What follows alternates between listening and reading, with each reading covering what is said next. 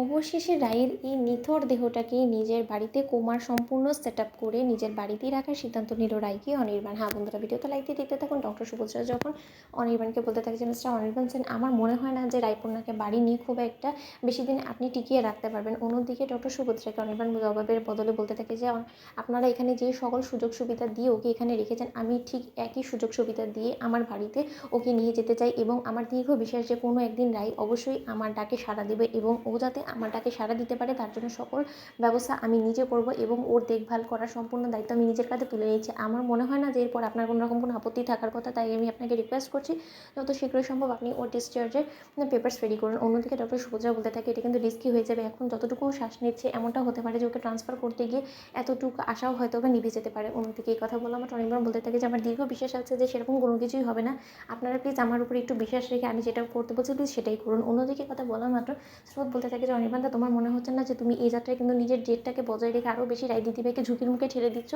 এবার যদি রায় দিদিভাইকে তোমার বাড়িতে নেওয়ার পর রায় দিদিভাইয়ের দেখভালে কোনো রকম কোনো ত্রুটি হয়ে যায় এবং রায় দিদিভাই যদি আরও বেশি কন্ডিশন ডেট্রয়েট করে যায় তখন তুমি কী করবে?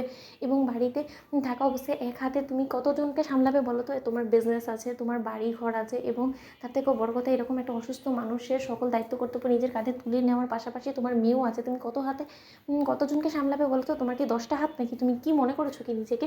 অন্যদিকে অনির্বাণ বলতে থাকে যে যেরকম রায় সকলকে আঁকড়ে ধরে একসঙ্গে সামলেছে ঠিক সেইভাবেই রায়ের সম্পূর্ণ দায়িত্বটা যখন রায় আমার কাঁধে তুলিয়ে দিয়েছে এবং আমি এবার রায়পূর্ণা হয়ে দেখাবো এবং রায়ের মতন সকলকে সামলাবো আমি, যতদিন পর্যন্ত না রায় আমার কাছে ফিরে আসছে। অন্যদিকে অনির্বাণের কথা শুনে অনির্বাণের মা বলতে থাকে যে আমি মোটেও তোমার সঙ্গে এই বিষয়ে একমত না, এখানে আছে থাকুক না, তুমি বরঞ্চ প্রতি মানতে না হয় বিল পে করে দিও, কিন্তু তার সত্ত্বেও এই মেয়েটাকে নিথর দেহ ওটাকে শুধু শুধু নিয়ে সেখানে কষ্টই বা কেন দিতে চাইছো বলো তো? সেখানে গিয়ে তুমি কতক্ষণ ওর দেখভাল করতে পারবে বলো তো? তুমি কি তোমার বিজনেস থেকে শুরু করে সব কিছুকে একবারে শিখে তুলে দিবে নাকি? আমি কিছু বুঝতে পারছি না। এই মেয়েটার জন্য তুমি আর কত দুঃখ যন্ত্রণা সহ্য করবে বলো তো? তুমি একবার হলেও নিজের দিকে একটু তাকিয়ে দেখো, এখন তুমি মেয়ে সন্তানের বাবা হয়েছো, ওর প্রতিও তোমার দায়িত্ব কর্তব্য আছে। তুমি যদি এই অসুস্থ মানুষটাকে টানা হ্যাচড়া করতে করতে নিজেকে এতটাই ওর প্রতি ঠেলে দাও তাহলে তুমি তোমার মেয়েকে কী করে সামলাবে বলো তো? তার থেকে বরঞ্চ রায়কে রায়ের হালে ছেড়ে দাও, তুমি নতুন করে নিজের জীবনটাকে গুছিয়ে নেওয়ার কথা ভাবো এবং নতুন কাউকে নিজের জীবনে জায়গা করে দাও যে কিনা এসে তোমার